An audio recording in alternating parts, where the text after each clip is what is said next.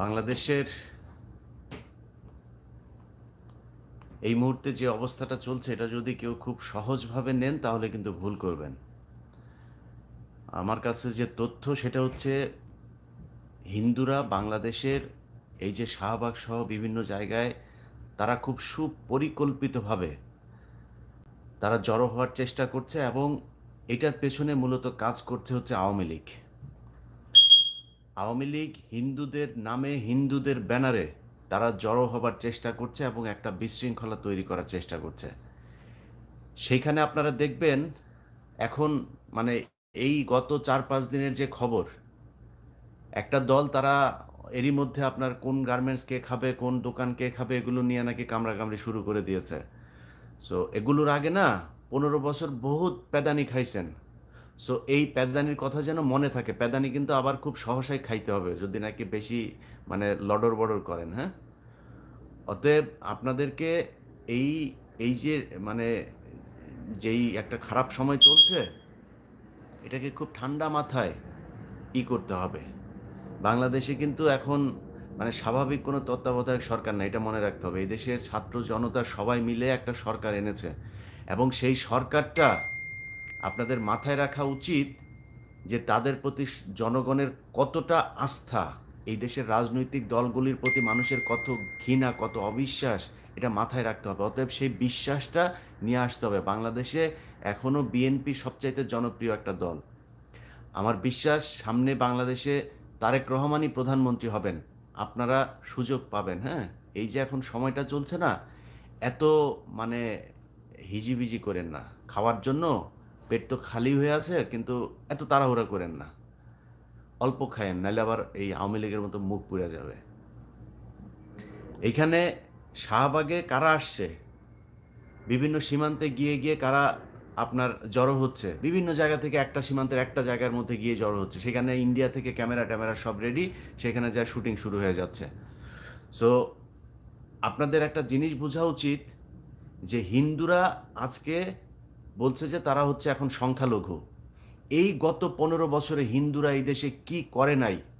গিয়ে মাদ্রাসায় গিয়ে তারা মাদ্রাসা বোর্ডের তারা চেয়ারম্যান হয়, মনে ছিল না তখন? এই দেশে মুসলমানদের উপরে কি নির্যাতন হয় নাই। বুরকা পরার কারণে মেয়েদেরকে বিশ্ববিদ্যালয় থেকে বের করে দেওয়া হয়েছে।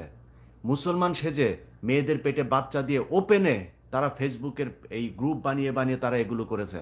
এগুলো নিয়ে আমার প্রোগ্রামও করা আছে, একদম সুস্পষ্টভাবে তাদের যেই আপনার কি বলে ফেসবুক গ্রুপ, সে ফেসবুক গ্রুপের মধ্যে সুস্পষ্টভাবে সেইখানে দেখানো হয়েছে যে কিভাবে তারা এই গ্রুপগুলো তৈরি করছে, কিভাবে বিভিন্ন মেয়েদেরকে টার্গেট করছে, কিভাবে সেই মেয়েদের সাথে শারীরিক সম্পর্ক করে বিয়ে করে বাচ্চা দিয়ে তারপর চলে যাচ্ছে। কোনো বিচার হয় নাই। কিন্তু এখন তো সেই সরকার নাই, নতুন যে সরকার, সেই সরকারের সময় তো এগুলোর বিচার হইতে হবে। তারা এখন সংখ্যালঘু বলে তারপর কান্নাকাটি করছে। এসব কান্নাকাটিতে লাভ হবে না। এই যারা এগুলো করেছে তাদেরকে যেখানে পাওয়া যায় সেইখানেই প্রতিহত করতে হবে। এত সুন্দর সাবলীল ভাষায় আমি কথা বলতে পারবো না, কারণ সবাই এখন মনে হচ্ছে যেন একটা একটা বিরাট একটা মানে মানবিক হয়ে গিয়েছে সবাই। এতদিন এই মানবতা কোথায় ছিল? যেদিন জামাত ইসলামের লোকজনকে 5-7জনকে যে করা হলো, মিথ্যা মামলায় সাজায় তারপরে ফাঁসি দেওয়া হলো, সেগুলো কোথায়? 1/11 যখন এই দেশে সরকার আসে তখন ফালুর বাসায় এটা পাওয়া গিয়েছে, অমুক নেতার বাসায় এটা পাওয়া গিয়েছে, তারেক রহমান এই করেছে, হাওয়া ভবন এই করেছে, এসব নিয়ে দিনের সকাল থেকে রাত পর্যন্ত নিউজ দেখতাম। এখন সেই নিউজ কোথায়? সো বিএনপিকে মাথায় রাখতে হবে, এক টেলিভিশন নিয়ে 3জন কারাকারি না করে ওই টেলিভিশনে যেসব সাংবাদিকরা ছিল এখনো পর্যন্ত চ্যানেলের সময় আপনার টক শো করে, কিভাবে সম্ভব? ওই সময় টেলিভিশনে খান মোহাম্মদ রুমেল, যারা কিনা বিএনপি নেতাদেরকে ডেকে নিয়ে নিয়ে তারপর অপমান করতো। অখিল পোদ্দার এখনো বাংলাদেশে স্বাভাবিকভাবে ঘুরে বেড়ায় কিভাবে? এই মঞ্জুরুল আলম পান্না, এগুলো আওয়ামী লীগের তেলাপোকা। এই মঞ্জুরুল আলম পান্নাদের মতো লোকজন এখন আবার যায় 21 টেলিভিশন। এরা স্বাভাবিকভাবে রাস্তায় ঘুরে কিভাবে? 2 দিন আগেও এই মঞ্জুরুল আলম পান্না, আমাদের কনক সারোয়ার আমাদের বিরুদ্ধে তারা ফেসবুকে পোস্ট দেয়। কোনো টেলিভিশন যদি মঞ্জুরুল আলম পান্নাকে নেয়, সেই টেলিভিশনের মালিক, সেই টেলিভিশনের প্রশাসন যারা যারা আছে তাদের বিরুদ্ধে অবস্থান নিব, আগেই বলে রাখলাম। সো এগুলো খুব খুব সতর্কতার সাথে নিতে হবে। 15 বছরে কম কষ্ট করি নাই। এই দেশ আবারও এদের অধীনে থাকবে, এরা আবার স্বাভাবিকভাবে কাজ করতে পারবে, এটা কোনোভাবেই মেনে নেওয়া হবে না। কিছুক্ষণ আগে আপনার জায়গাটার নাম বলি আপনাদেরকে,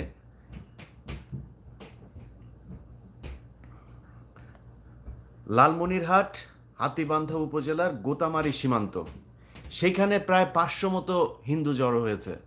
তাদের সাথে নাই কোনো স্ত্রী, নাই সন্তান, মানে মনে হচ্ছে একটা মিছিলে গিয়েছে, সব যুবক ছেলেরা পুরুষেরা যায়, তারপর সেখানে হাজির। কি হয়েছে, তাদেরকে নাকি এখানে পেটাচ্ছে, পেটায় তারপর করছে।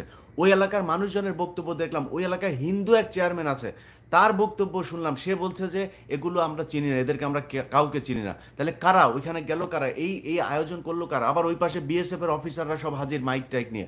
আমি একটা প্রোগ্রাম করছি, সেই প্রোগ্রামে আমি দেখাবো এই জিনিসগুলো, যে কিভাবে হিন্দুরা করছে। আপনারা এত সহজে ভুলে গেলে হবে না। এরা গত 15 বছরে কতটা, একটা থানার ভেতরে একজন হিন্দু যদি থাকে, সে পুরো থানার, মানে এসআই, হিন্দুর এসআই ওসিকে থ্রেট করে। একটা অফিসের ভেতরে একটা হিন্দু যদি থাকে, সে পুরো অফিসকে নিয়ন্ত্রণ করে। এই কয়েকদিন আগে 21 টেলিভিশনের কথাই বলি, পীযূষ বন্দ্যোপাধ্যায় এখন পালিয়েছে। সে খবর শুনেই এই কয়েকদিন আগে সে পালিয়েছে। সে জানতো যে একটা সমস্যা হতে যাচ্ছে, পালিয়ে সে চলে গিয়েছে। কিন্তু এই এতদিন ধরে বিভিন্ন প্রেজেন্টারদেরকে উত্ত্যক্ত করা, মেয়ে রিপোর্টারদেরকে উত্ত্যক্ত করা, এসব খবর আমাদের কাছে এসছে, কিচ্ছু বলতে পারি নাই। সো সেই হিন্দুরাই তো এখন আওয়ামী লীগ সেচ্ছে। আপনি ক্ষমতায় যখন থাকবেন তখন আপনি হিন্দু, আপনি ভারতের সরাসরি করবেন, অখণ্ড ভারত করবেন, সেই ঘোষণা দিবেন। তো এখন আপনি আবার সংখ্যালঘু হন কিভাবে? গোবিন্দ প্রামাণিক, তাকে যেখানে পাওয়া যায় সেইখানে প্রতিহত করতে হবে, যেখানে পাওয়া যায়। আল্লাহর ওয়াস্তে এই ব্যক্তি বাংলাদেশকে অখণ্ড ভারতের অংশ করতে চেয়েছে। এখন যত সুন্দর করে কথা বলতে চাক, এগুলো সময় দেয়া যাবে না। আমার যে কষ্ট, আমার চাইতে বেশি কষ্ট এই ভারতের কারণে, এই হিন্দুদের কারণে আপনারা এখানে মানে সহ্য করেছেন। অতএব আপনাদেরকে এগুলো প্রতিহত করতে হবে। গোবিন্দ প্রামাণিককে খুব সহসা তাকে আইনের আওতায় আনতে হবে রাষ্ট্রদ্রোহিতার অভিযোগে। কারণ সে বলেছে প্রকাশ্যে, সেটার ভিডিও আছে, যে আমাদের এটা হচ্ছে তাদের পবিত্র কি মাটা, তাদের নামটাম বললো, বললো এটা আমার সেই হরিশঙ্করদের দেশ, অতএব এটা অখণ্ড ভারত এবং মোদি আমাদেরকে হেল্প করবেন। গোবিন্দ প্রামাণিককে যেখানে পাওয়া যায় সেখানে প্রতিহত করতে হবে। আবারও বলছি, এই বদমাইশ হচ্ছে হিন্দু মহাজোট, হিন্দু যুবজোট, হিন্দু ছাত্রজোট, এই সবগুলো সংগঠন সে তৈরি করছে। আপনাদের মনে করার কোনো কারণ নাই আওয়ামী লীগ হিন্দু সব পালিয়ে গেছে। আওয়ামী লীগের কেউ পালাইতে পারে নাই, হিন্দুও পালাইতে পারে নাই। আওয়ামী লীগের সব, মানে 80% আওয়ামী লীগের নেতা টেতা, বিভিন্ন প্রশাসনে যারা ছিল, সব ক্যান্টনমেন্টে আটক আছে। সো তাদেরকে হয়তো সেনাবাহিনী ঠিক ঠান্ডা একটা সময় হলে পুলিশের কাছে ছাড়বে। তাদের নিরাপত্তার কারণে তাদেরকে এখন ছাড়া হচ্ছে না।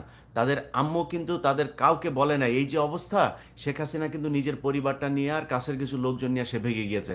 কাউকে এই ঘোষণাটা দেওয়া যায় নাই, একটা ফেসবুক পোস্টও করে নাই যে এরকম পরিস্থিতি, তোমরা যে যে যার যার মতো নিরাপদ স্থানে চলে যাও। সবাই আটক আছে। আর যারা এলাকার যেসব নেতাকর্মী, তারা কিন্তু এখন ঘাপটি মেরে আছে। যদি সুযোগ পায়, এটা মনে রাখতে হবে, আপনারা যারা সাধারণ মানুষ করুক, বিএনপি করুক, জামায়াত করুক, আওয়ামী লীগের বাড়িঘর তো পোড়ানো হয়েছে, কোনো এমপির বাড়ি বাকি নাই, সবার বাড়িঘর পোড়ানো হয়েছে। তারা সুযোগ পাইলে আপনাদের কি করবে একটু মাথায় রাখতে হবে। সেটা মাথায় রেখে তারপরে এই যে স্বাধীনতা অর্জন হয়েছে, সেই স্বাধীনতাটাকে রক্ষা করতে হবে, এটা মনে রাখেন। হিন্দুরা এখন যতই সুন্দর করে সাজুক, তারা হচ্ছে গিয়ে আমি আমার ভিডিওতে পরে আমার অবস্থানটা আমি পরিষ্কার করি, আমি সাধারণ হিন্দুদের বিরুদ্ধে না। কোনো মুসলমান হিন্দু খ্রিস্টান বৌদ্ধ এরকম আলাদা করতে পারে না, তারা করেছে। হিন্দু বৌদ্ধ খ্রিস্টান ঐক্য পরিষদ করেছে। মুসলমানরা কি বাংলাদেশে নাই? 95% 90% মুসলমান। আর আপনি মুসলমান বাদ দিয়ে ঐক্য পরিষদ তৈরি করেন, কেমনে সম্ভব? কোন মুসলমান আপনাকে করেছে? কোন মসজিদের ইমাম আপনাকে গিয়ে জোর করে তারপরে হিন্দু বানাইছে? আমি নিজেও সেটা সমর্থন করি না, যদি কোনো হিন্দুকে শুধু হিন্দু হবার কারণে তার উপরে কোনো নির্যাতন করা হয়।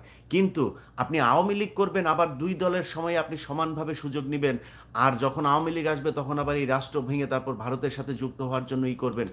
আমার এই ইউটিউব চ্যানেলে সেই প্রোগ্রাম আছে, মেয়েদেরকে পেটে বাচ্চা দিয়ে ভেগে যাও। এই এই তাদের এই যে হিন্দু মহাজোট, যুবজোট যা যা আছে, এগুলোতে আপনার সেই আমাদেরই একজন, আমি সেখানে তাদের গ্রুপে অ্যাড করিয়েছিলাম হিন্দু পরিচয় দিয়ে। তাদের যে চ্যাট, এক একজনের চ্যাট, গাজীপুরে যাও, গাজীপুরে গার্মেন্টসগুলোতে মেয়েদেরকে সহজে পটানো যায়, সেখানে গিয়ে তারপরে তারা মুসলমান সাজে, মুসলমান এক নাম দিয়ে তারপরে হিন্দু মেয়ে, এই মুসলমান মেয়েদের সাথে তারা প্রেম করে, প্রেম করে তারপরে পেটে বাচ্চা টাচ্চা দিয়ে চলে আসে।